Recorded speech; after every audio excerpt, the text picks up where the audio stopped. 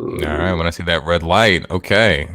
All right, everybody, welcome to the 18th episode of Be Aiight, second episode of the year. Super excited to have a friend of ours on the show today. We've known Cars since law school, and back when we were in the Balsa office, the Black Law Students Association office, just cracking up. And hopefully, this will be reminiscent of those times. But Cars, thanks so much for coming on the show. I guess if you want to just introduce the people, tell them a little bit about who you are. Yeah, so thanks guys for having me. Super excited to talk with you guys and be on the show. I remember when I first saw that you guys were starting the show, I was like, I really, really want to be a guest. I hope they invite me. So you must think people listen to this. Nah, they listen. I got the download receipts. We have a big following in Washington State for some reason. So shout out to Washington State. We have people sprinkled all over, but yeah, we have Washington State particularly for some reason. It's weird. Anyway, go ahead. No, it's okay. Anyways, that's me. Went to law school with these guys. They left me after my first year, so I stayed there 2 years longer than I knew them. And now I'm just chilling, hanging out in Atlanta, the only state that doesn't believe, or the only city that doesn't believe that coronavirus isn't happening. Although I guess Houston also believes that the pandemic isn't happening, huh? Oh, there's plenty of states that don't believe it's happening. So wait a minute. People are just out and about, going to clubs and whatnot. I say nothing. Yeah, I went to brunch yesterday. I went to lit brunch. There was a DJ. There was a party. It was great. DJ. That's a black brunch. I've been to one of those brunches. Just black millennials and a DJ. But that's what else could you want other than omelets and a DJ? You know. We had hookah as well. Hookah's very big here. In the morning. Yes. At 11 a.m. In the morning. I think we did brunch at 1, so it was kind of okay. So they sort of do a day party in the morning. I think that's kind of the thing here. They'll do brunch day party until a certain time, close it down, and then set up for the nighttime party. Interesting. So I've noticed in Instagram stories of other friends, I've seen people at the gym without masks, and I haven't seen a lot of partying and stuff, but I just might have boring friends. Are gyms open there too now in Atlanta? And people going open. It's actually weird. So I went to DC a week or two ago, and I was kind of offended by people being like, "Ma'am, you need to put your mask on," because I was forgetting to put my mask on just in everyday life, because literally you need your mask to go into the store here, but no one's really, if you don't have your mask on, no one's like, "Oh, you need to put your mask on." They're just sort of like, "Oh, would you like a mask? We have some free ones." It's sort of up to you. What? That is I hear about this stuff. It's so wildly different where I am. Yeah. And yeah, I hear stuff like this. I see stuff like this. I'm just like, what is going on? Because I mean, when I'm here in Philly, inside everyone wears a mask. I mean, outside occasionally, people might not, if you go running or whatever, or I'll bring one when I run, but I won't have it on the whole time. But everyone inside, everyone has a mask. I've never seen a mouth. I haven't seen a mouth inside a store since March 2020. So that's always shocking to me. Yeah, it is the same thing here. Inside, even the stores have disposable masks and somebody manning them. So if you're coming in without a mask, they're handing you, pick up a mask, whatnot, and then you go in. But outside, if you're walking outside, which is kind of expected, people don't generally wear masks. But if you're about to walk by someone, you will see folks kind of put on their mask and then walk by each other. It depends on where you are, right? So in the stores, grocery stores, Target, Walmart, anything like that, they're going to be like, "Oh yes, they have a sign on the door that says mask required," and they usually have an attendant that's standing there keeping count of people, and then also sometimes handing out masks.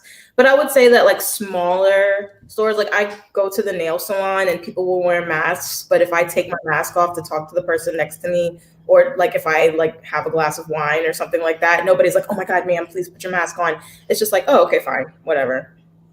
Yeah. Well, I mean, yeah, you're also living your best life. You're getting brunch, having hookah at 11 a.m., drinking wine, getting your nails done. So I'm not doing any of that. Yeah. But You, so I don't know. But no, it is interesting. I do think cities are very different. Obviously, that's what's so kind of unnerving about this whole thing is that I feel like I have no idea what's going on everywhere, and I know like, as a country, as a world, like this is something we're all dealing with, but everyone's dealing with it however they want to deal with it. And so, I mean, like, how are the cases in Atlanta? Are they going up like I mean, they have to be like everywhere else. I'm sure that they are. I think one of my friends asked me a couple weeks ago and I checked and they were like skyrocketing. This was around the holidays, like Christmas, New Year, they were sort of skyrocketing. But at the same time, I don't actually know any. I mean, I know a small population of people here in Atlanta, but I don't actually know anyone who has it. And I haven't like heard people being like, oh yeah, so-and-so has it, so-and-so has it, you know.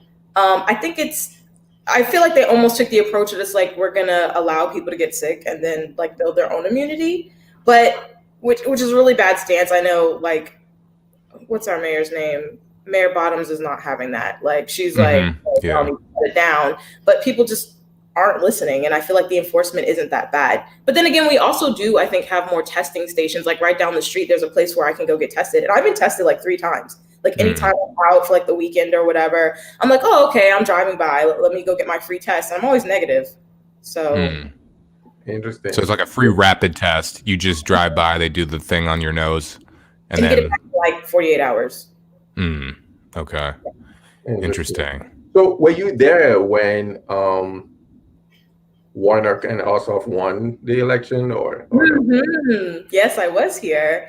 It's really funny. I was here the day that we were finding out that they were winning, and then I think I left the following day to go to DC. Oh boy!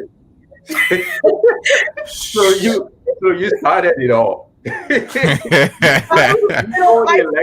the election in Atlanta, and then you went to DC to start a fight. I didn't actually do that, in case anyone of importance is listening to this. No, you did not.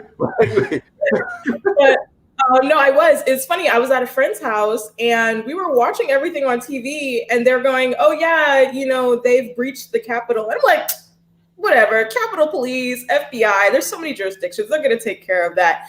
And then like a few hours later, I'm looking on social media and there's people literally in the Capitol building, and I'm just like, what is going on here? Is it safe for me to be on my way to DC right now? Yeah, that was wild. That was wildly embarrassing. I remember watching it. It's like, we were talking about this last time. It's like, I'm not surprised that happened, but as you see it, you're still surprised. And then you're mad that you're surprised.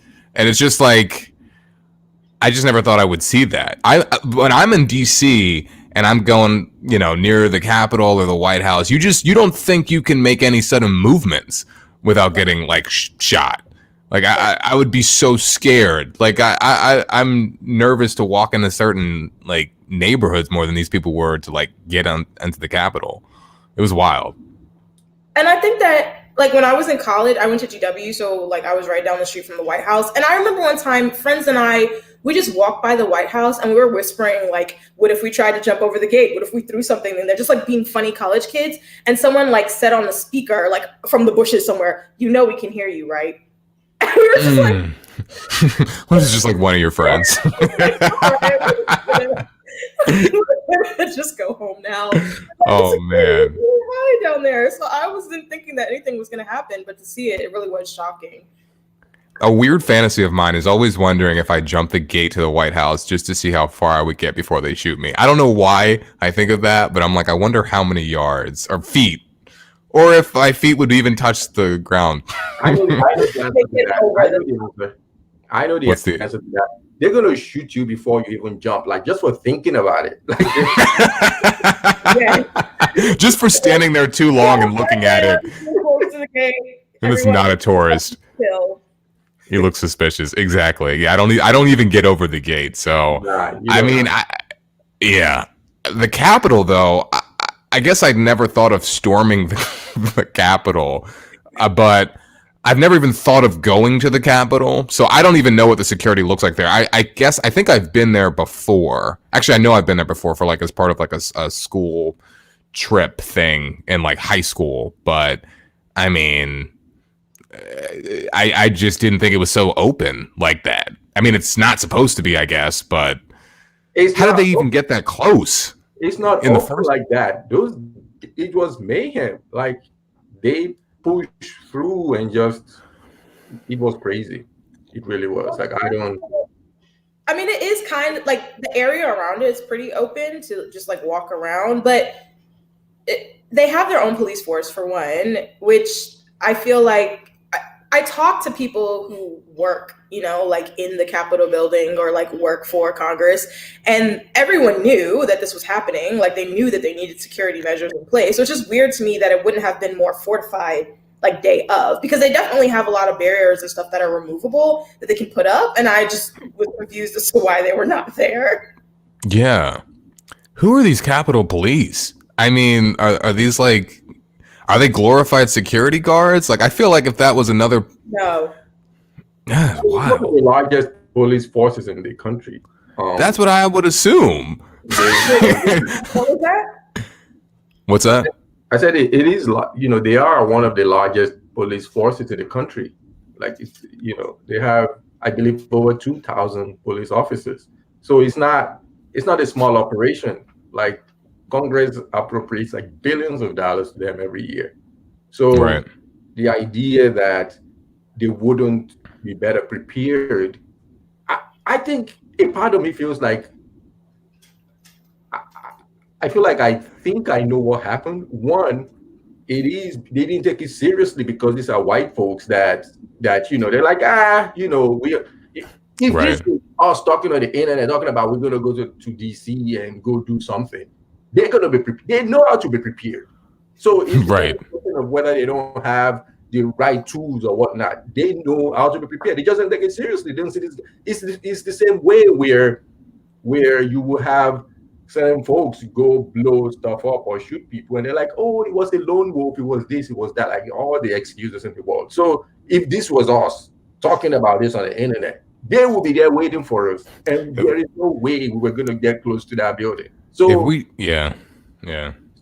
I mean, the way. So, did you guys see the interview they did? One of the officers did where he was like he was thinking about shooting them, but then he had this train of thought while there was this mob of white supremacists attacking him. One of the they were saying, "Take his gun and kill him with it," that kind of stuff. He talked about him hearing that, and he had this thought about, should I shoot them? Should I do this? Should I do that? And then he didn't do it. Blah blah blah. I mean, you should. You know what?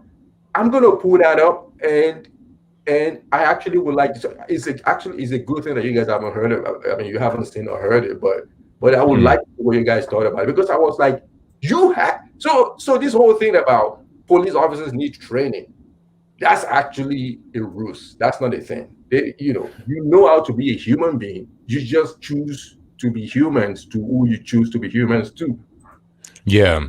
No, I mean, it's true, because even when all that happened at the Capitol, I'm still like, I don't think the cops should be, just going out shooting people. I mean, at that point, once they breach the Capitol, though, you might need to, handle your business with some people. But I mean, yeah, they definitely, that's all black people are asking for, right? It's just like, don't kill us. We're not saying kill other people. How about just show some of that restraint when you're dealing with us? Because that's wild. They're saying, I'm gonna take his gun and shoot him. Can you imagine a Black Lives Matter protester saying that? They'd be dead. I'll tell you that. And the fact that you sat there and articulated, should I shoot him? Should I not shoot him? It's why can't we have the same level of restraint? It's like, this is a very interesting way to discover that you know how to use de-escalation tactics, that you know how to hold restraint when it comes to using lethal weapons. Like, this is a very interesting, just sort of like social experiment. You know what I mean? Yeah. I personally feel like this is actually the appropriate time to use your weapon, right? Yeah. You might want to pull that gun out now. They said, take his gun and shoot him. I'm firing the weapon, okay? Okay. Yeah. So I think I have it up. And for folks that are just gonna be listening to this is basically an interview that was done with one of the officers that was in the crowd. And anyway, we're just gonna listen to this and then we will come back and discuss. So let me know when you guys can. Can you guys see the screen? Yeah. Mhm. All right. Gun, and they were screaming out, kill him with his own gun. At that point, it was just like self-preservation. How do I survive this situation? And I thought about, using deadly force. I thought about shooting people. And then I just came to the conclusion that, if I was to do that, I might get a few, but I'm not going to take everybody, and they'll probably take my gun away from me, and that would definitely give them the justification that they were looking for to kill me if they already didn't have made that up in their minds. So the other option I thought of was, try to appeal to somebody's humanity. And I just remember yelling out that I have kids, and it seemed to work. Some people in the crowd started to encircle me and try to offer me some level of protection. A lot of people have asked me, my thoughts on the individuals in the crowd that, that helped me or try to offer some assistance. And I think kind of the conclusion I've come to is like, thank you, but you for being there. This horrifying video.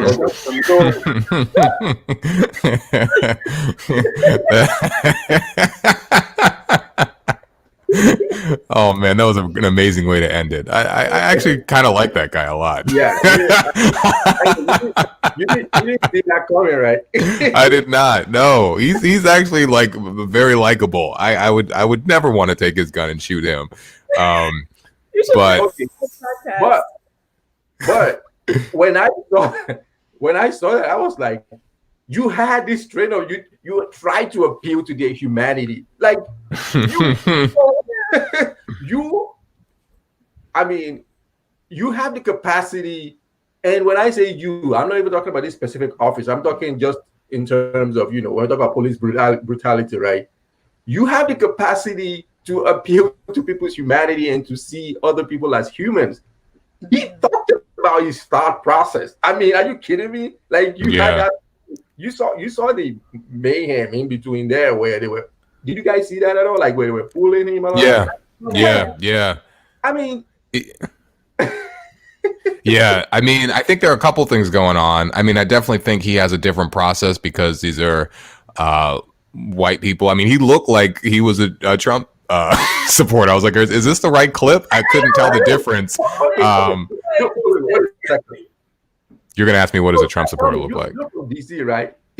Is that guy from DC with that accent? That guy sounds like he's from Alabama or something. Like what guy? Nah. You could be from Virginia and sound like that. He doesn't. Alabama's deeper than that, so he could be from Virginia. He could be from Virginia. That man is from Virginia, but he's not from Northern Virginia. Like he is from like closer to North Carolina, Virginia. Like, I mean, look. I don't know where the man's from, but I will say there's a couple things. He did have a different thought process, but also the response to these protesters was different because I guess they just didn't take them seriously. So he really was outmanned. They let it get to a point that was ridiculous. Like it would have never even gotten to that point with Black Lives Matter protesters. You would never have had a situation where it's just one cop against like 10,000 people and the cops like, man, because I mean, if it ever got to that situation and a cop shot a protester and he was outmanned, I mean, the mob, even a Black Lives Matter rally would fuck that guy up good. Well, I also want to point out. Yeah, go ahead. I was going to say, I also want to point out that he's DC Metro, which means he's the reinforcements. Yeah. Because Capitol Police is the police force that they were originally dealing with, and DC Metro is sort of like the backup. Right. Like they're the entire city. So he's the reinforcement cop, and he's outmanned. Yeah. Yeah. That's I mean, Capitol Police, they were grossly unprepared. I don't even want to say underprepared. What even annoyed me about the whole situation was the fact that the head of the police force resigned, right, and was talking about it was going to leave. I think the resignation date was today. Like, he resigned last week. I was like, I'm leaving on January 7th. I was like, get the hell out of here! Like, what are you talking about? Why are they letting him say no? Get the hell out of here! Like right now. Like nobody's having this conversation with you where you get to set, whatever day you got to go. That's not a thing. Like the way these people are unaccountable is actually mind-boggling to me. Yeah. Yeah. I have loved to have been a fly on the wall, like in the briefing room, if there was such a thing, when they found out that this, God, I've been calling it a riot. What was it supposedly branded as? Like this protest. When they found out that this protest was happening, like what tactical decisions were made? How did they decide like how many people, how much manpower they were going to have present that day? Like, I would just love to have been a fly on the wall and like know what that conversation sounded like, because it's like, there's okay, you need to lose your job, and then there's like, okay, significant lawsuit, which I haven't done the research and been following it closely enough, but I am certain that somebody is getting sued. Yeah, I mean, I remember seeing or hearing, maybe I read it, that they knew these folks were coming. That in fact, DC police, like the Metro Police, kind of like maybe offered or there were questions asked, and Capitol Police was like, no, we're good, like, that kind of thing. Yeah, I mean, like you said, I think at the end of the day, the idea is they didn't take these folks seriously. When they stormed the Capitol, the fact that some of these officers were taking selfies with these guys, that to me just showed you the level of unseriousness that they gave to these people.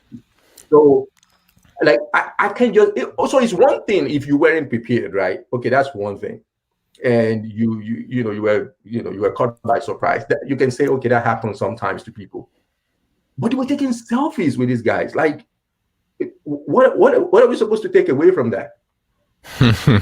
Yeah, that was crazy. People on the police force, like, just because it's a police force doesn't mean that you don't have people that are employed by this police force who sympathize with sort of like the insurrection that was happening. And I think that's exactly what you were seeing. Like, oh, you're coming and you're storming the Capitol, and you know where to go. Exactly. Someone, one of my friends who works for the Senate, she was saying the very first time she was in the Capitol, she couldn't find the Senate floor. Like, that building is not easy to navigate if you don't know what you're doing. She said the fact that they came in, they knew exactly where they were going. They found all the little offices. They found the floor. They found the podium. They got in there. You know what I mean? She's like, there was clearly someone on the inside helping them or directing them.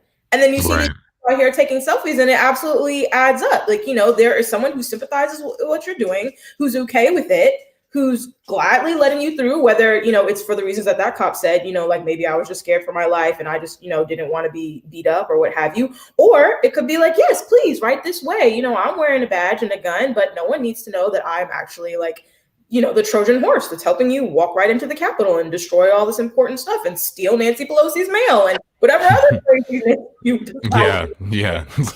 So one of the congressmen, I think her name is Mikey Sherrill from New Jersey, she said the day before that she saw some Republican or some other Congress folks giving tours to some. Actually, I can pull up giving tours. Yeah, to the protesters.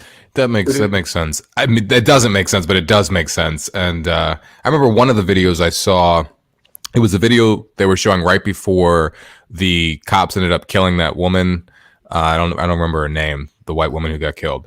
And and in the video, it was like taken from the crowd, and you could hear the protesters talking to the cops. And one of the protesters was like, "We had your back when the whole world was against you." And the cop was kind of listening to him like, "Yeah, that's a good point." It's like the protester was like trying to like convince him, like, "Look, man, just let us in. Like, we were on your side. We were on the cop side when the whole world was against you. Blue lives matter and all that stuff."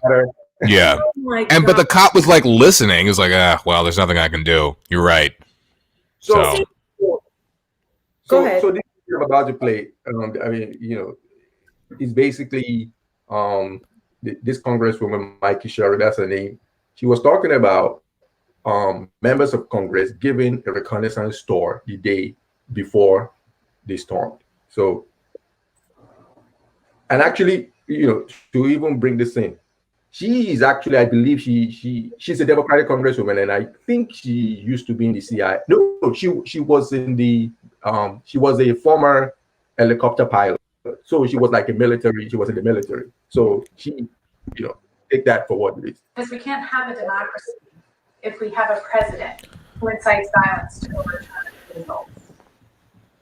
We can't have a democracy if too many members of our police force and our military are acting to overturn it and undermine it.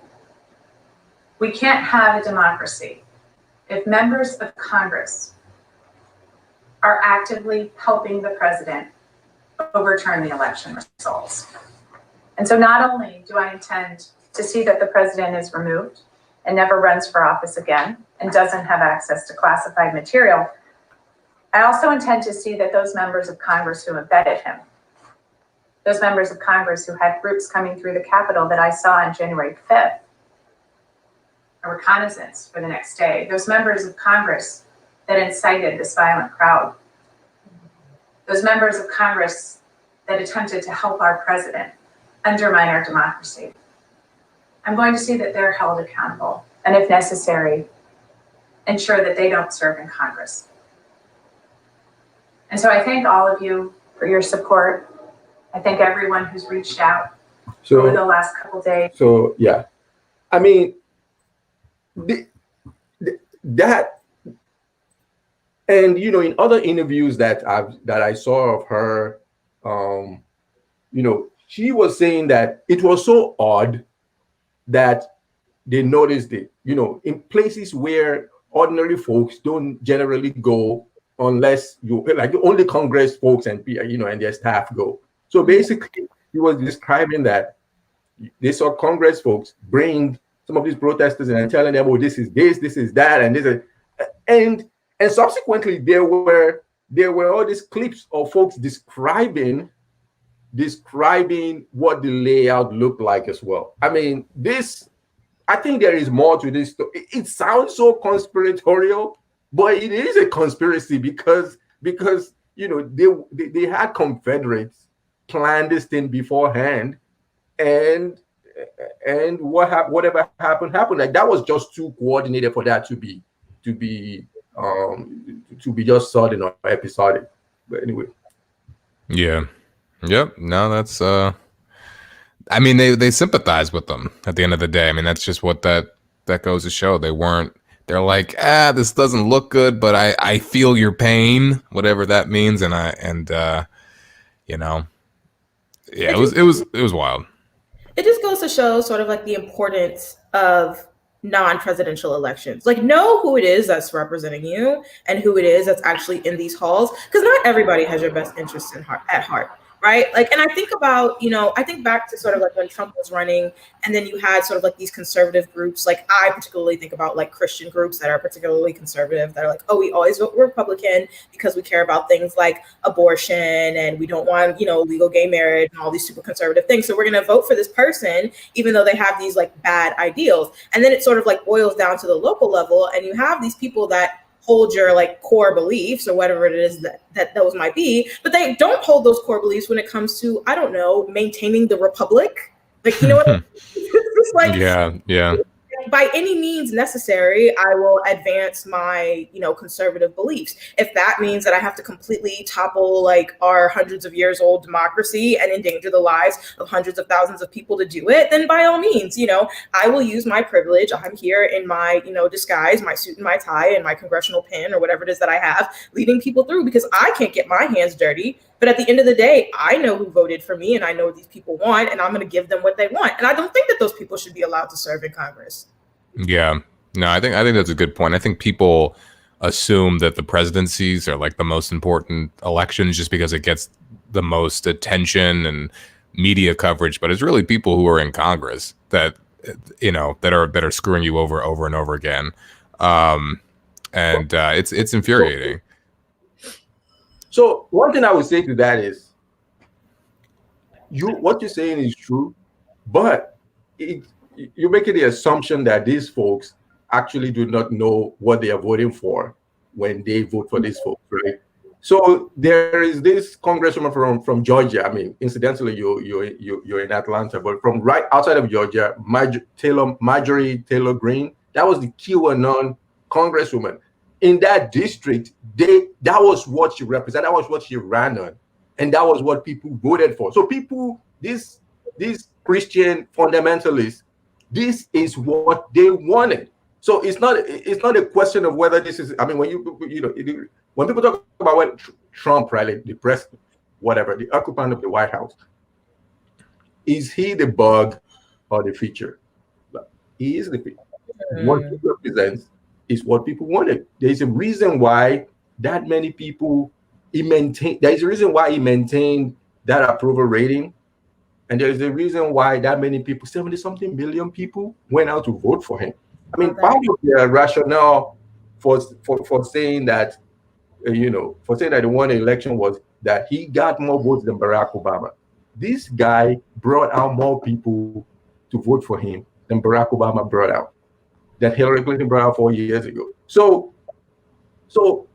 I think we need to get to a place and understand that we share this country with certain kinds of people. I think last week I was talking about, when I first moved to this country, people would talk about how American democracy is this, or is this great thing. American people are these great stewards of democracy or what. I'm like, no. Americans are not any better than other people in other countries. Yeah, a lot of folks that live in quote unquote poor countries just happen to be born there. It's not because they're inherently bad people or they love to be ruled by dictators. But Americans, you are a good person because you're a good person. It's not because you're an American. And you believe in democracy because you believe in democracy. So these guys, if you think about everything that they've done from the get-go, talking about, the election was stolen, all of that, that's not democratic belief, right? They talk about, our First Amendment right was stolen.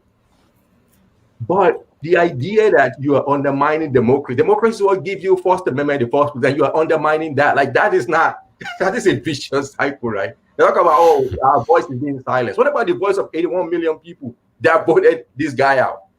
Right. To be heard? Yeah.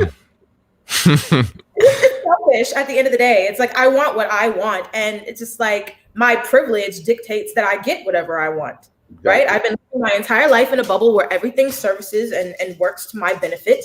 And how dare you ask me to live in a society where I might have to compromise for the benefit of others? How dare you?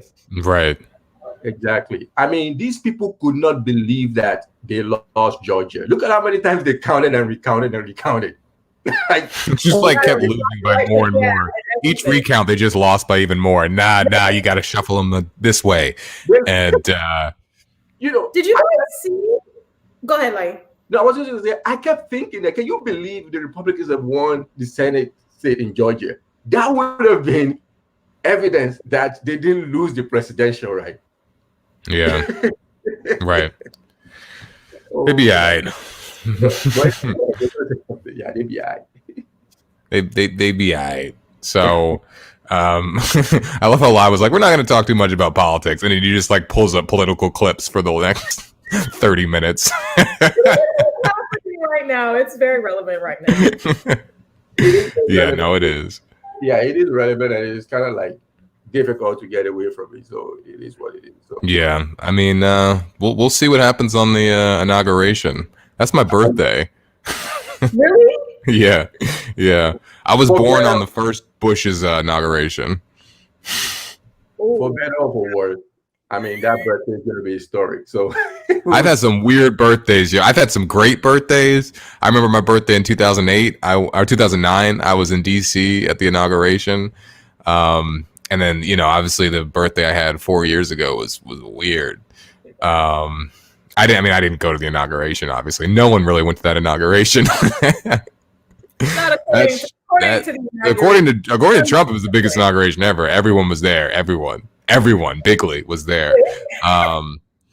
But yeah, those photos, that was his first lie. It was like, oh, this is gonna be horrible. As soon as he started talking about his inauguration, we're looking at the pictures of 4 people in lawn chairs out there, and he's like, there were millions of people, millions upon millions, more than Barack's ever seen, more than you've ever seen. We're like, oh, Jesus Christ. Have you guys seen sort of like the state of DC right now preparing for the inauguration? I saw that. No. I saw What's that. going on? There are more soldiers in DC than in Iraq and Afghanistan combined. Wow. Yes. My goodness. I saw the National Guard sleeping on the floor of the Capitol building. Yeah, I've seen that. That is just like a dystopian, universe if ever we lived in one. Yeah. I mean, but the thing is, I want to say like they're overreacting, but they're really not. If you think about, I mean, just how many people are probably pissed. Obviously, like what happened a week or 2 ago showed us like these people are serious. They'll come. So, okay. So this is a good actual like anecdote to this entire situation. So you guys are obviously, y'all remember Charlottesville. You weren't there, obviously. But the week before the big Charlottesville riot that like killed that poor woman and that was on national TV, there was a protest of the KKK like coming into Charlottesville, and basically the residents of Charlottesville ran them out of town.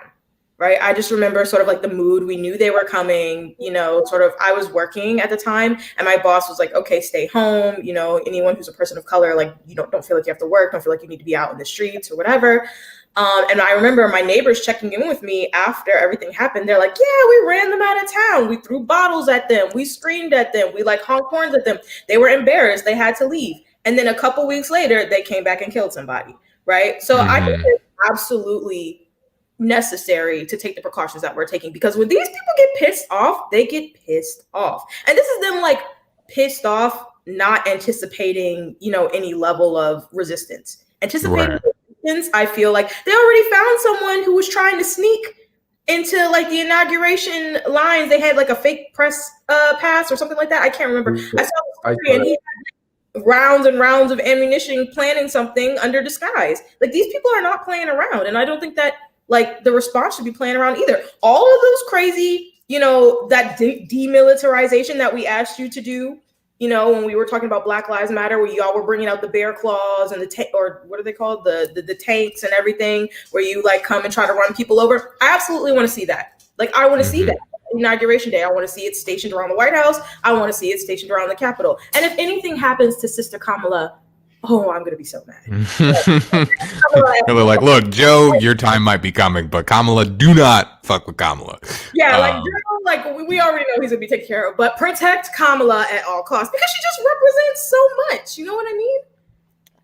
Yeah, I mean, I think now is the time to bring out the tanks. I don't think, the peaceful protest or even if the non-peaceful protest with Black Lives Matter, I don't know if they needed tanks in Ferguson and all that stuff, but yeah, now is the time to employ all of that stuff. I want to see soldiers, I want to see AK-47s, because these people, like you said, they breached the Capitol. We saw what they're willing to do. This is when I think we can all agree we want to see that type of militarized response, because at this point it's literally down to protecting federal buildings and where we make laws. So yeah, I don't want to say screw the building because it's historic, but and all that stuff. But if it's like, we're talking about lives and democracy, like do what you have to do to sort of like preserve the safety of the citizens of this country, right? Like you shouldn't be allowing people to come in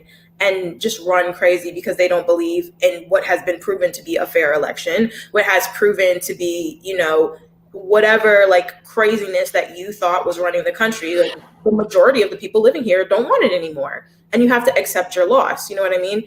And I feel like we would be having a very different conversation if we were sort of like on the side that felt wronged. But I don't think that like insurrection minus severe injustice would be the answer. Like, you know what I mean? Like people have definitely, started revolutions for, people dying and, the government's killing us and all this other kind of stuff, which I think these people, some of them maybe believe, even though it's sort of been disproven. You know what I mean? But it's like, unless you have a real reason to really be coming after the government, like sort of like you took a loss, like get your political ducks in a row, put up a new candidate. Like this is how the system works. You know what I mean? But other than that, yeah, definitely like do what you have to do to keep the republic standing, I guess. I feel like I sound like Papa Poke from Scandal. Like We have to preserve the republic. So kind of like slightly switching topics a little bit. Did you guys see the whole thing about how Trump doesn't want to like he's basically getting out of town before the inauguration because he doesn't want to ask Biden to borrow Air Force One. He doesn't want to ask Biden to borrow Air Force One because if he stays until inauguration day, automatically Biden is president, right? And he will have to ask him to use Air Force One to take him to Florida. So apparently he's gonna He's oh my gosh. It's like, dude, you didn't just lose in like NBA 2K. And you're 5 years old. Like this guy, he acts like he's the worst loser I've ever seen in my life. He's such a fucking child. Oh my God. So what I thought was funny was how this guy stole shit from the White House. So I'm gonna Light has all the videos. Yeah, I was like, we're not going to talk about politics. It's like the 7th video from CNN. No. So as we were, I have to pause a little bit. Like as we were, talking, right? Like of course I remember this and then tee it up. And I'm a pro at this. I'm a professional. he gets them up quick. All right. I haven't shared shit. So I'm gonna play this. Moving day. Boxes of personal belongings are being carted out of the White House and stacked high on the driveway out front. Some are destined for Trump's presidential library. There's a souvenir baseball bat. Other boxes are filled with historic newspaper front pages, like Dawn of a New Middle East. This video of a man carrying a bust of Lincoln out of the Oval Office is raising eyebrows today, as is this video of Chief of Staff Mark Meadows' wife carrying a stuffed pheasant to her car. I hope they're not absconding with the bust. People need to know that the items inside the White House are not giveaways. They're not souvenirs you can take home. Oh my God. This motherfucker is Wow. In broad daylight on TV. Wow.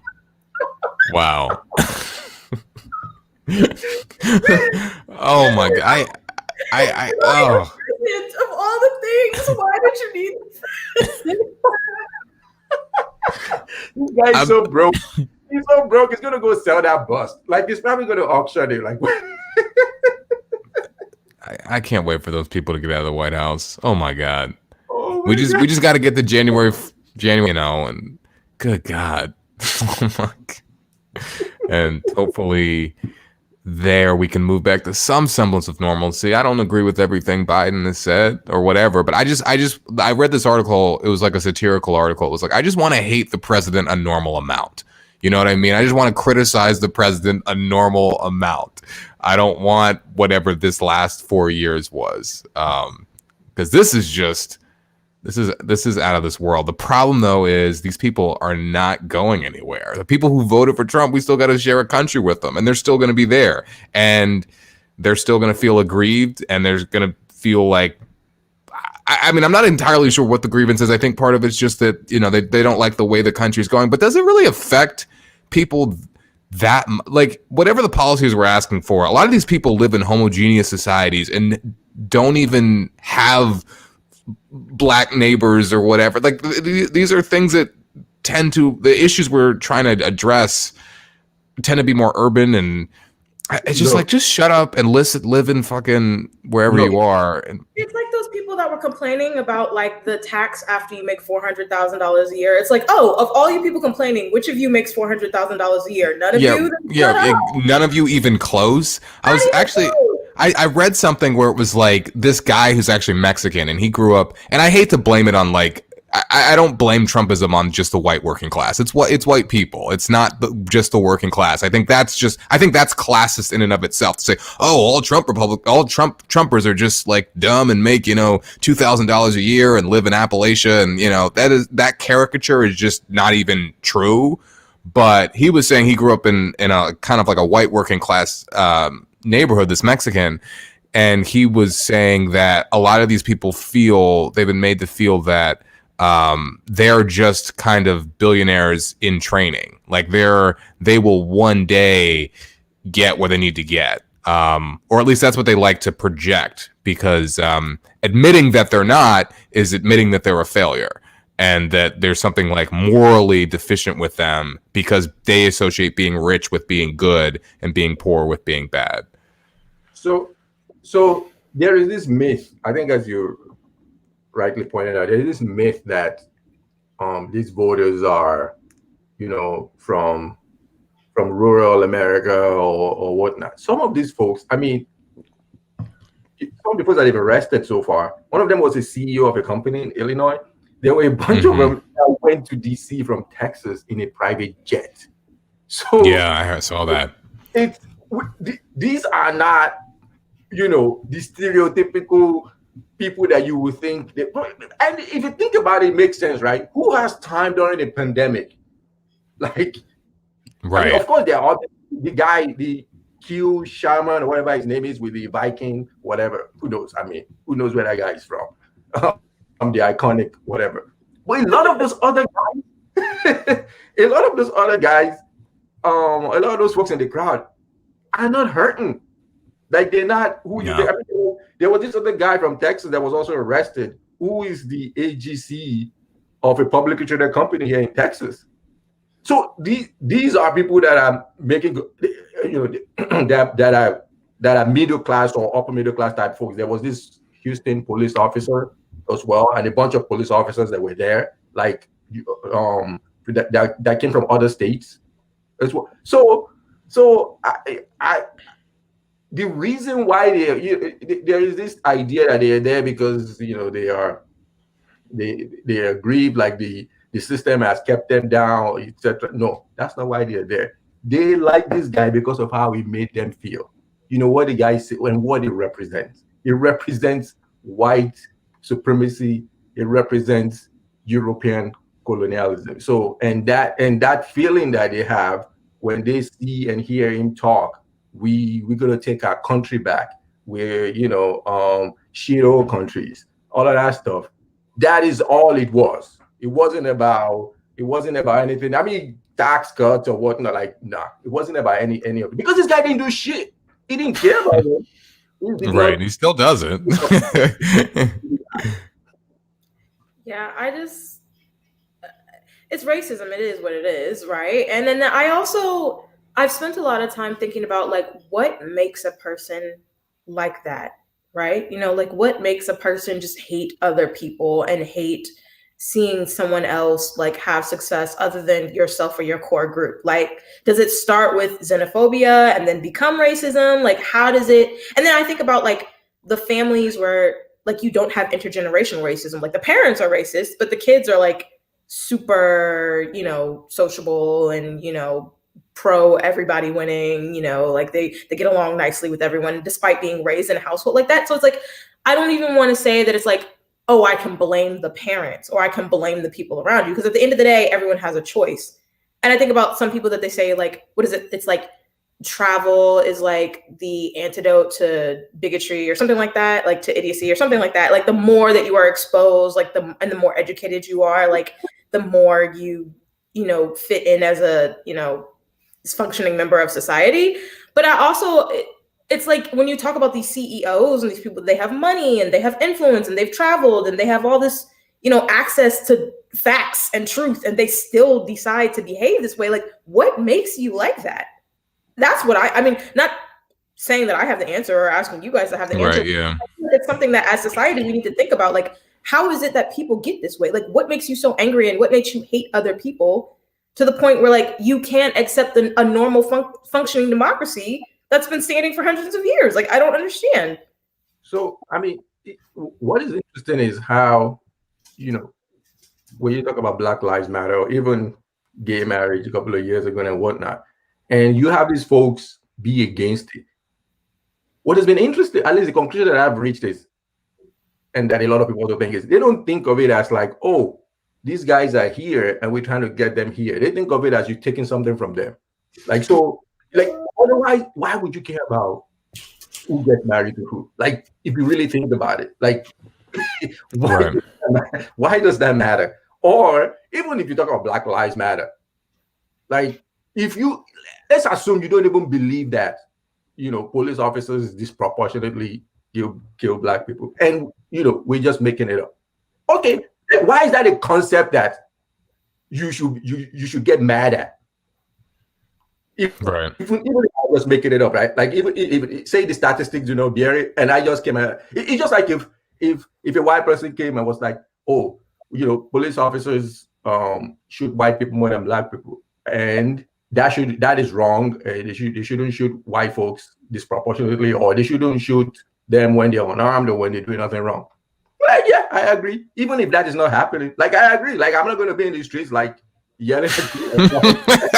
How dare you even have that opinion? Exactly. Like why does it bother you so much? It's almost like they're all cops who want the option to kill black people. Yeah. You know what I mean? Like that's the level of anger that I feel, is that they're all secretly police officers who or they might become one day. I don't know. I'm still holding out. Maybe I'll be a cop. And if I am a cop, I want to be able to shoot, a black kid. I want to just have that ability, that freedom to do it without being criticized. Forget going to jail. Just I don't want to even be like criticized about it.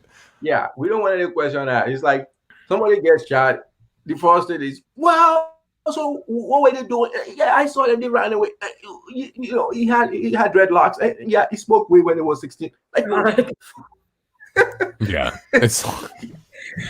I just like, even with that, I go back to like the clip that we were talking about before, and he's like, oh, I wanted to like appeal to the humanity. I wonder why cops don't appeal to a black person's humanity. Oh, maybe because they don't think that we have any, right? I didn't want to shoot into the mob because they might get me. Okay, fair point. Like, fine. But like when you see a mob of black people, do you also not shoot into that mob? Like, do you also not shoot into that group? Like, because I feel like people were definitely shot during the Black Lives Matter protests, albeit with, rubber bullets or what have you. But right. Like, yeah, I feel like, but they're never, I don't even know, maybe I'm wrong, but I can't even imagine a situation where police would ever let it get to the point where there's one of them just in a mob of black people. Like, I've seen it where it's like them against the protesters, but like to just be in it the way they are, like surrounded by people, I just feel like they wouldn't even let Black Lives Matter. Would that ever happen? Has that happened? Maybe it has. I just can't even imagine them letting it get to that point. Because they always come like they're fighting literally like wild animals somewhere. Because that's how they see us. They don't see us as humans. They see us as some kind of monster. Like, we need to bring every single firepower that we have, because these people can literally like rip us apart. But if it's our own people, by all means, like, let's put a few people out there. Let's appeal to their humanity, because they're nice white people. They're not right. Exactly. We can just talk to them, talk down 30,000 people trying to storm the U.S. Capitol.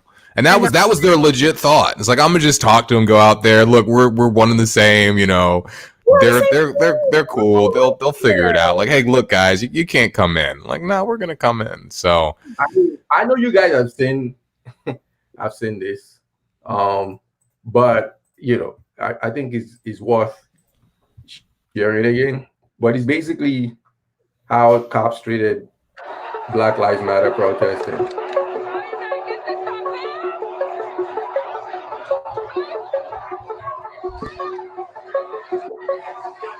I mean,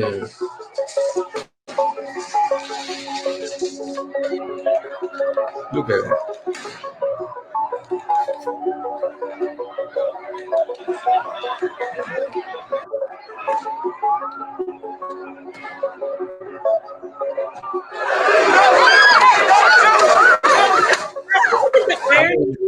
That like the black protesters are like strangely compliant, right? I mean, firepower in their face, but they see a wall of officers and they're like, cool, staying back.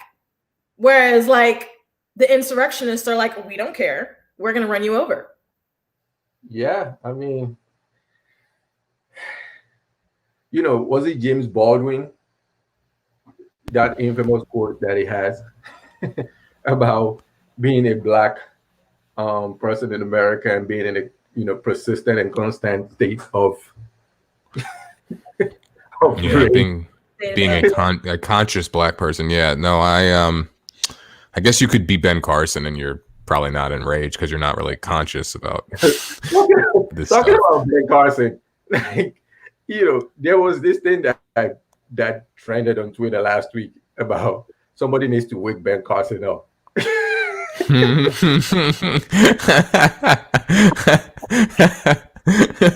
He always looks like he's dozing in and out of sleep. It's like, dude, aren't you a surgeon?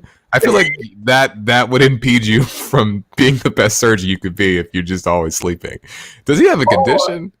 Or maybe that's why he was so good, because he was so slow and surgical with everything. Mhm. So he got every nerve that he needed to get. And He's a sloth in a human body. He's actually. Yeah. But yeah, it's well, we didn't want to get too political in this episode, but here we go. Sorry, guys.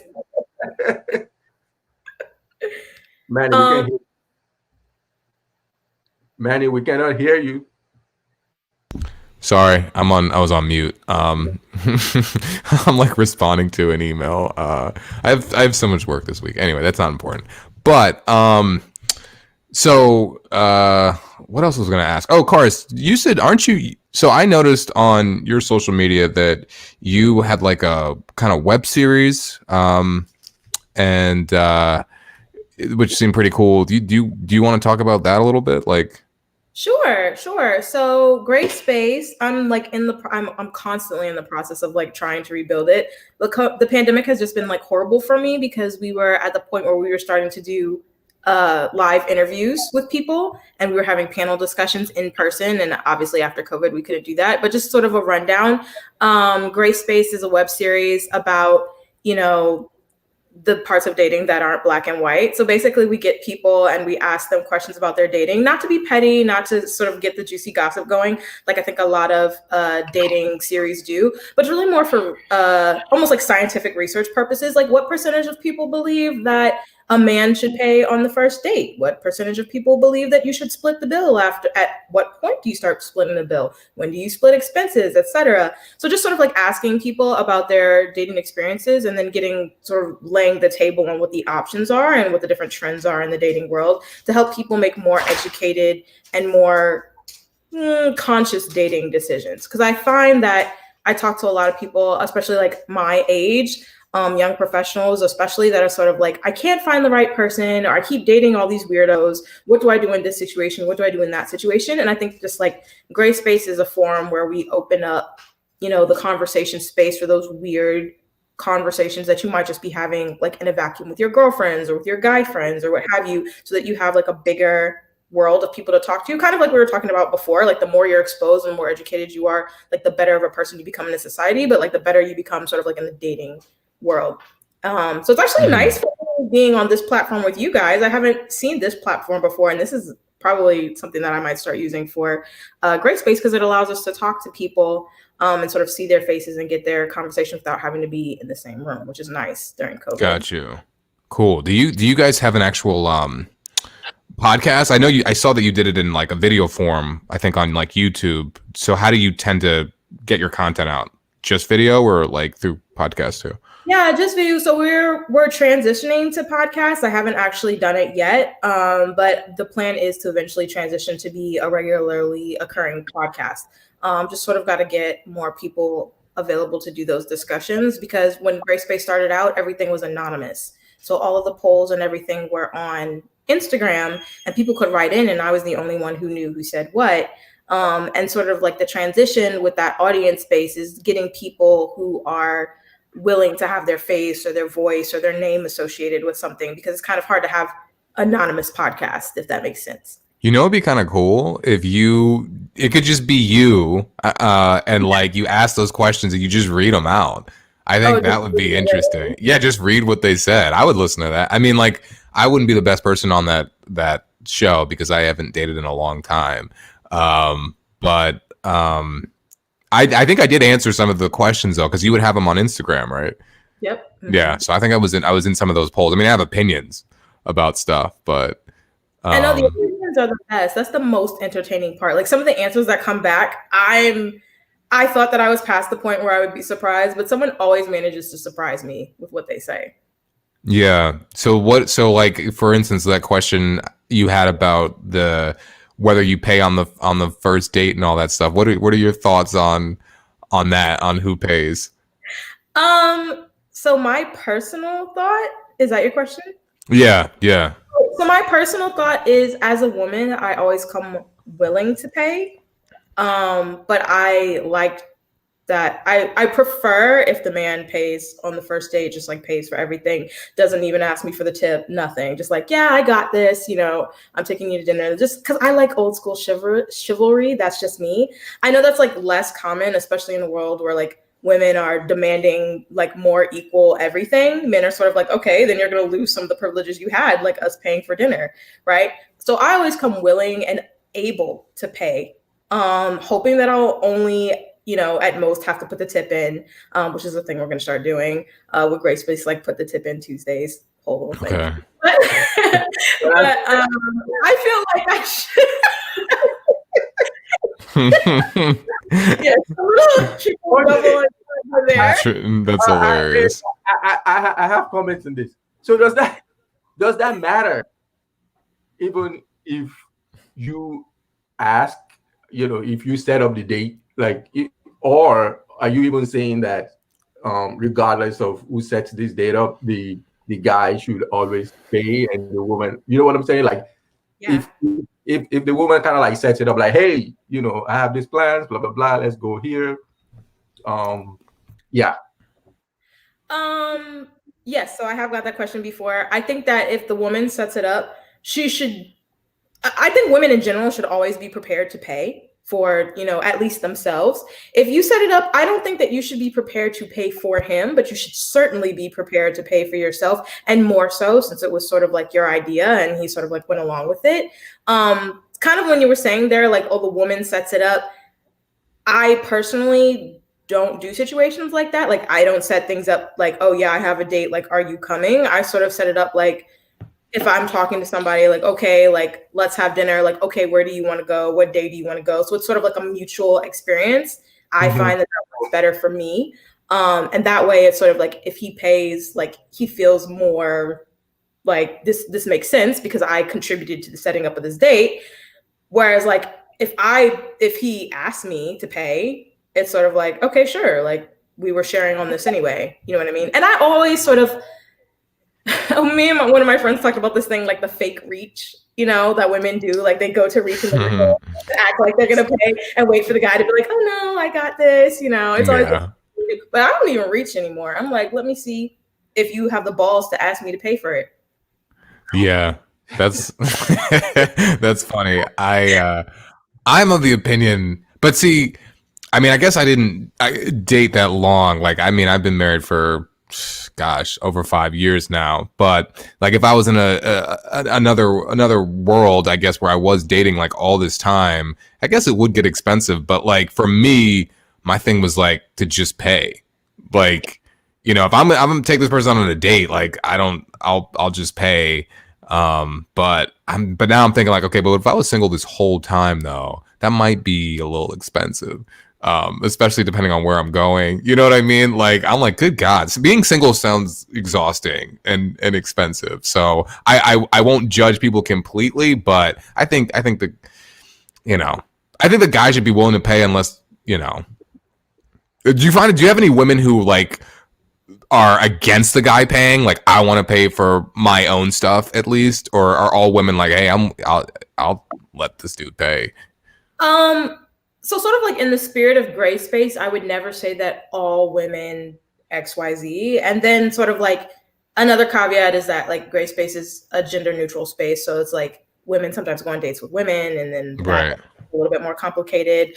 But I think that in general, women like to be treated like with that elevated respect, whether that's you paying or whether that's you sort of like, oh, you pay for this, I'll pay for the appetizer. Like that, I think that women enjoy that. You do find a population of women that are like, no, I'm a strong, independent woman and I pay for my stuff. How dare you even offer? There is that portion of the population. Nothing is wrong with that. But I do find that, like, in my experience and sort of like talking with people through gray space, that men find that a little bit off-putting. You know what I mean? Like almost like emasculating, like, oh no, I got it. How dare you? Like I'm offended by you like trying to help me as a woman. I don't think that men like that. And I'll kick that to you. Like, what do you guys think about that? If a woman was to be like, absolutely not, I find that offensive. Like, no, I want to do it myself. I mean, the how dare you thing is a little too much. It's like, how dare I try to pay? Like, I can understand, like, if you, like, no, don't worry, I got it. And I don't know, that might not be how people are saying it. They're just like, no, like, I got it, I'm good. Like, or whatever. And then we can have the conversation of whether you want to pay or not, or you know, I could be like, okay, that's how you want to do it. That's fine. But I don't know. I actually don't know. I feel like, yeah, and I'm a guy, so obviously, like, my response is gendered in a way, but it's just like, especially if I ask you out on the date, then I'm gonna pay. I'm not, like, you know what I mean? Like, that should be assumed if I'm asking you. Now, if the woman asks me, I mean, even if I like her, I'll probably still try to pay. I mean, thanks for asking. That's great. You ask. I don't know. That's just me. No, I agree. Like, you know, either way, I feel like I will probably just come prepared to pay either way. But I'm not going to get in a fight with you if you are dying. If you want to pay. I would affirmatively try to pay, but I'm not gonna, like, you know what I'm saying? Like, I'm not gonna try and get any back on Friday. I'm not gonna arm wrestle you for the check. You got it if you want. Black woman, and I pay my own stuff. I'm like, great. Yeah, but I will say, if someone gave me a long monologue about how they're an independent black woman, that would probably be our last date. I'm like, all right. This is it's not even perception that it's just black women. Like, as I've spent more time, sort of like just keeping my eye out and researching and talking to people about this, it's not just black women. It's almost like, in my experience, it's almost more white women, because it's like they're trying to find this like super feminist like environment. You know what I mean? But it's just like. Yeah. I sort of want to address a lot of dating mishaps that women have. That's like my personal sort of like soapbox, that like where they feel like they have to become like the antithesis to what women traditionally are. Like, I have to be a strong provider. I'm a strong woman who don't need no man. I need this, I need that. And it's like, I find that like women have sort of like this internal aggression, like almost to their own detriment. I mean, I have that sometimes, right? Where it's like, I don't need these men. Like, I can do it myself, you know? But I want women, particularly people who watch Gray Space or engage with the show, to understand sort of like the beauty and uniqueness and just like being yourself, right? And not being yourself to the aggression of like putting other people down or trying to like carve out your own space in the world, like just being, you know what I mean? Like, I'm happy, I pay for this. If you're and practicing acceptance, right? Like, if the other person wants to pay, like, I accept that. I'm fine with that. You know what I mean? Like, or, you know, if, you know, you think that, you know, women belong in the house, you know, and not the House and the Senate, like women belong in the house, like cooking and cleaning, I accept that. That's not for me. And I'm not going to get angry and I'm not going to fight you about it. I'm just going to go on and be me and like just be in the world and be happy and not internalize the frustration of you having a different opinion than me. You know what I mean? I think I think that's a thing that a lot of people struggle with in their dating life, just like internalizing like the negative feedback that they get from other people. And it's like, that doesn't change who you are as a person. So, yeah. So I only made a black woman reference just because I'm mostly around black women, strong black women. So that's I imagine myself on a date with a black woman. That's really why I said it, which might be racist, but I'd rather be racist that way than like, I only date white women. So,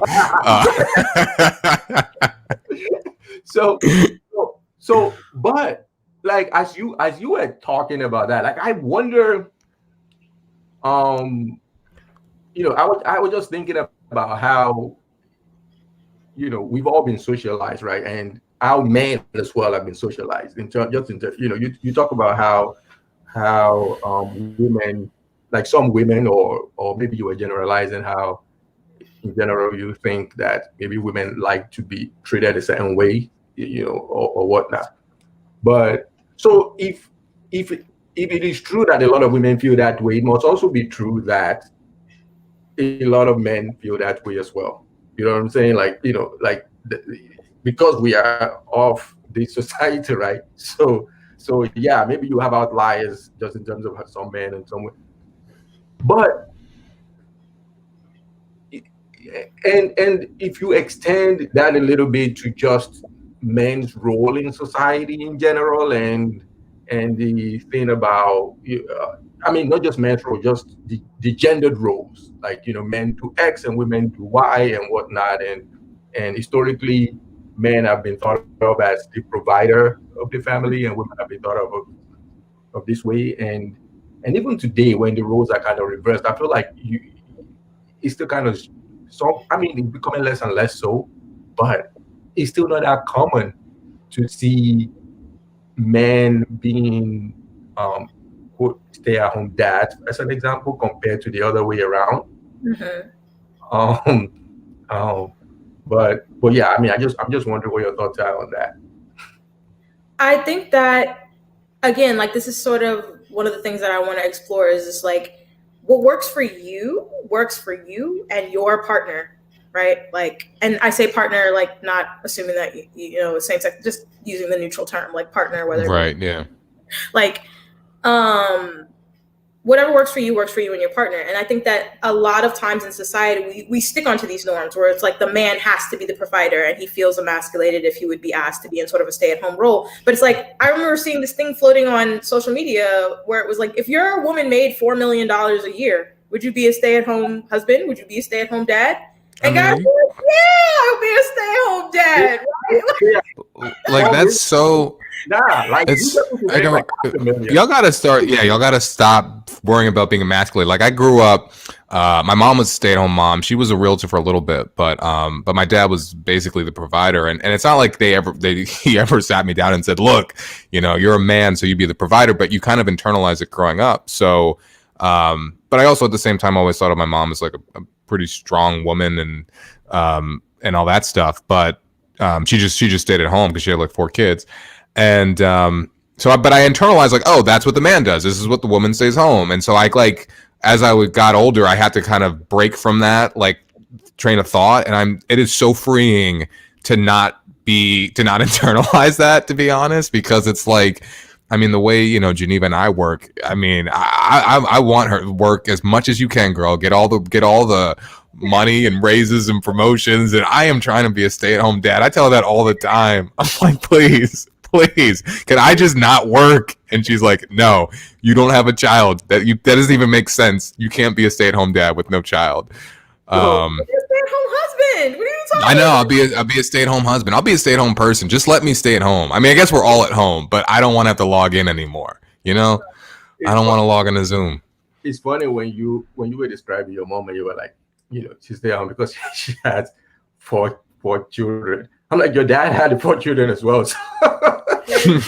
That's true. But she did like she like that, and that's I guess that's like the gendered whatever. But yeah, no, she was the one who was like most close to us and like raising us and all that stuff. It's easier to be working in the world as opposed to having to stay at home with the kids, in my opinion. I'd much rather just go to work and deal with adults. Are you kidding me? Man, I want to stay my black ass. I want to stay my black ass at home. Like, you ideally, okay. If it came down to, do I have to take care of kids, like 4 kids, or go out and just do my job, and then I don't have to take care of the 4 kids? Really, I'm just doing my fucking job. Nah. Like, but in an ideal world, I'm not doing anything. I'm just home, no kids. It doesn't sound like you're gonna be a stay-at-home dad, Manny. No, I'm not. I think that. Oh, go ahead. No, I was just gonna say. You said if you're making $4 million, like you don't even need to make close to $4 million for me to be like, okay, I'm staying at home. Like, yeah. We're good. $500 million. I mean, if we can leave off of $500 million, like we need to be. No, yeah. So yeah.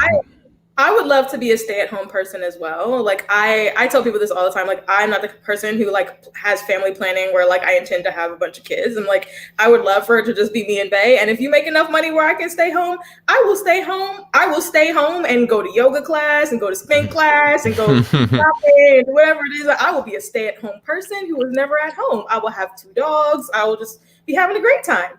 Right. But Shoot.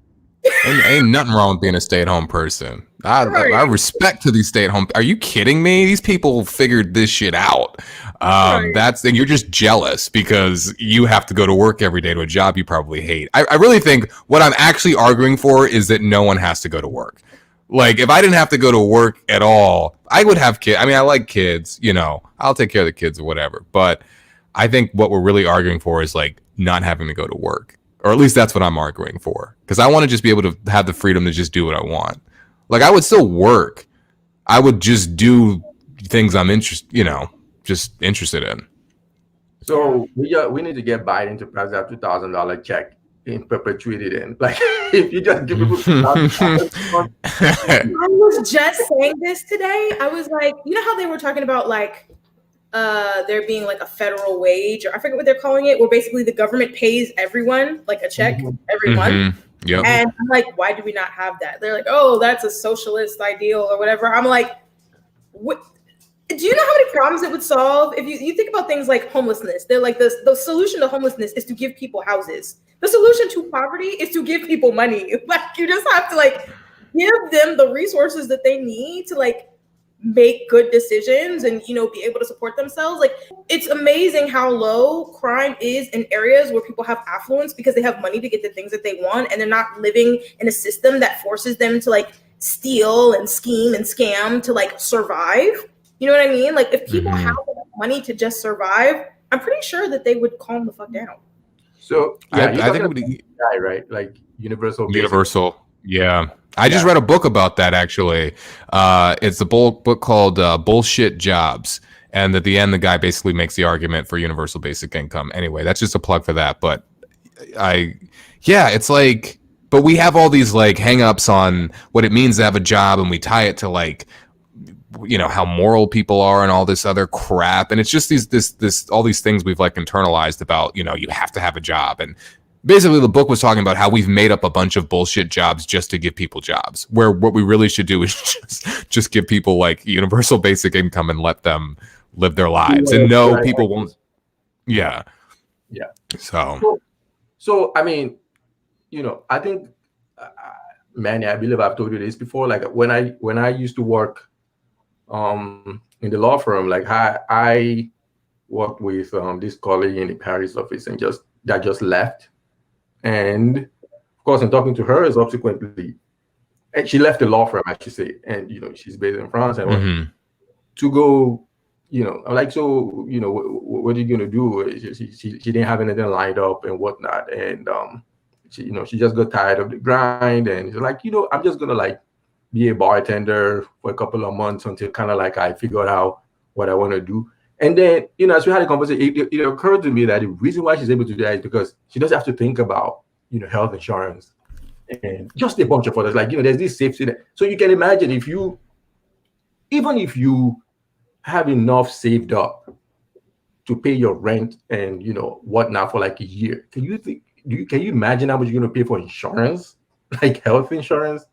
I mean, we have all these levers that just make it difficult for you to be able to just take a step back and kind of like pursue the things that you really want to do. I mean, that was what Andrew Yang was talking about during his campaign, right? It's like we have decided to just say that certain things are more important than others, but that shouldn't be the case at all. Like there's some countries like, you know, Bhutan or whatnot, where they actually measure the happiness index of their citizens. So it's not just GDP where you know, they have like a gross happiness, you know, or whatnot.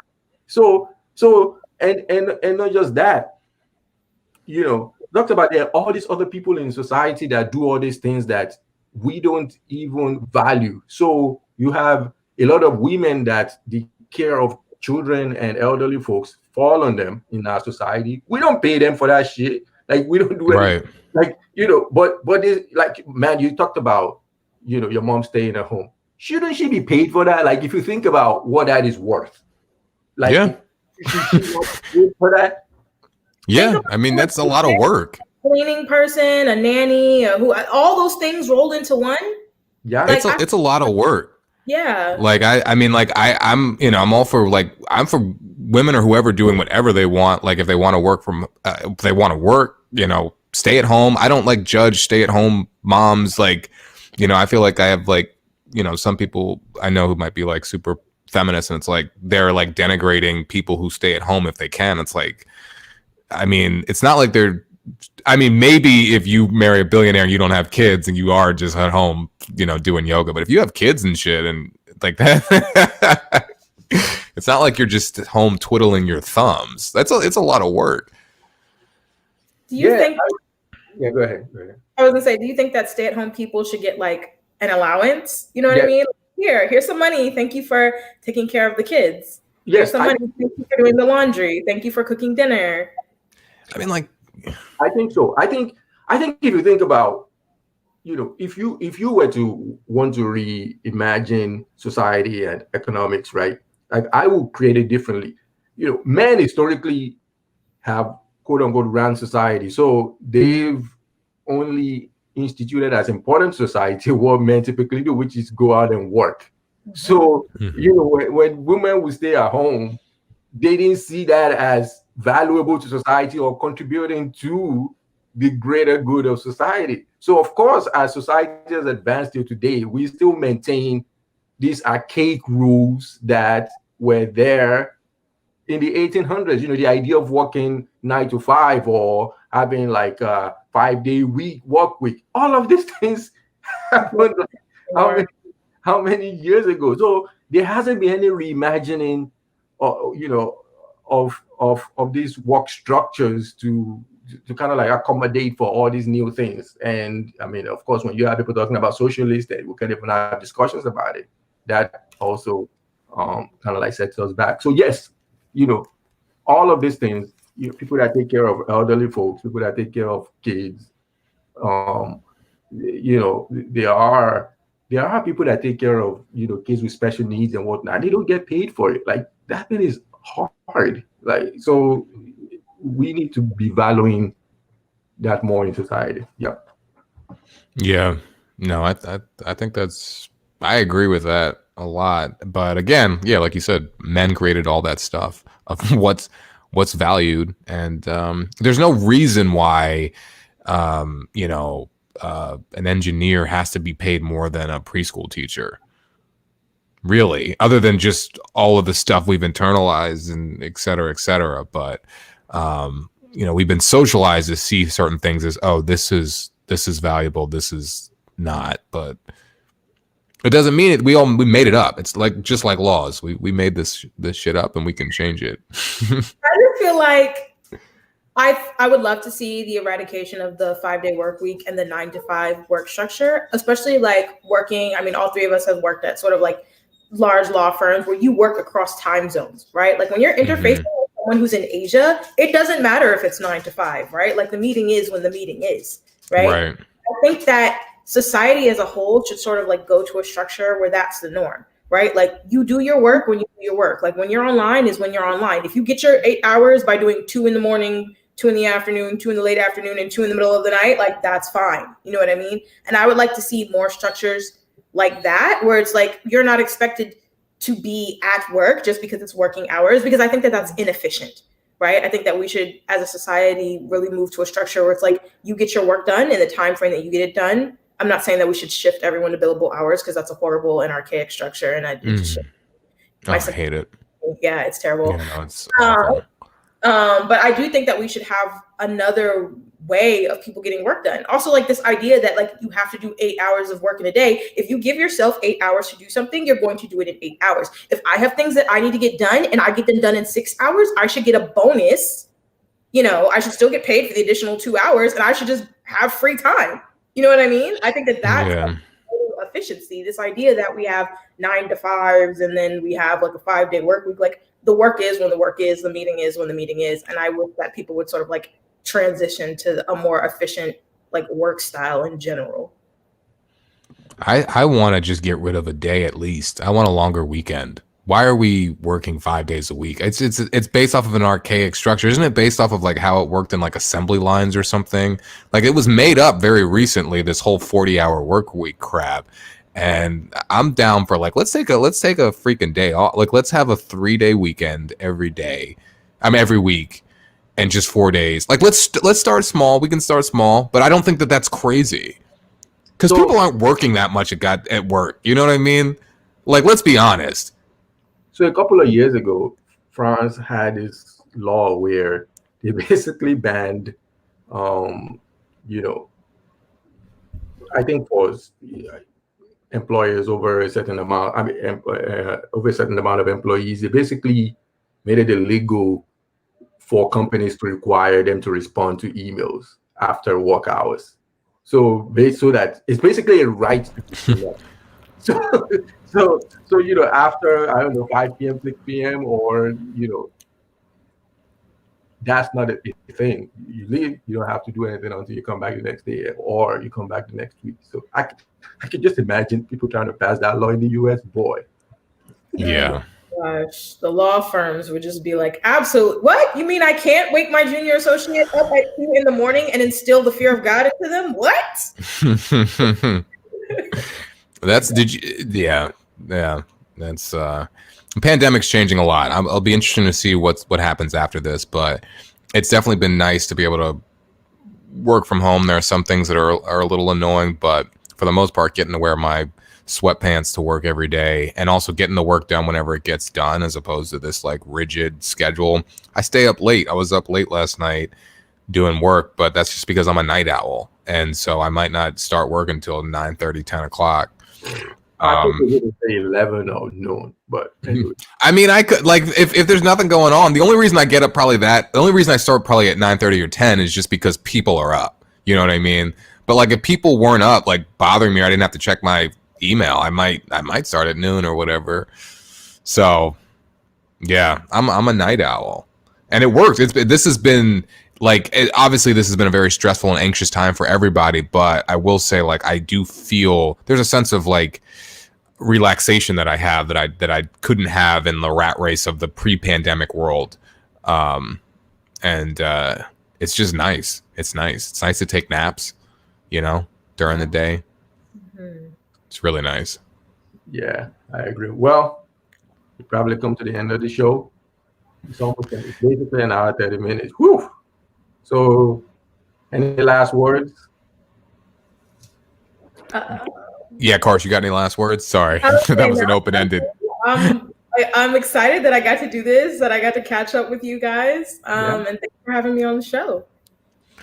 Yeah, no, it was great. It was fun. We definitely enjoyed it. Glad we got to schedule it, and we're excited to see where Gray Space goes and to hear those questions on that podcast coming out. But yeah, no, definitely thanks for coming. All right, and you guys star on Gray Space, right? Both of you have to come. Star on Geneva. Star on Gray Space. We'd come on. We'd love to. I'd answer questions. It'd be fun. Yeah, I'm. Yeah, for sure. Great, I'm looking to it. Yeah, for sure. Cool. Well, all right, folks. We will talk to y'all next week probably, but that was episode 18 of Be Aiight, and then until next time, Be Aiight.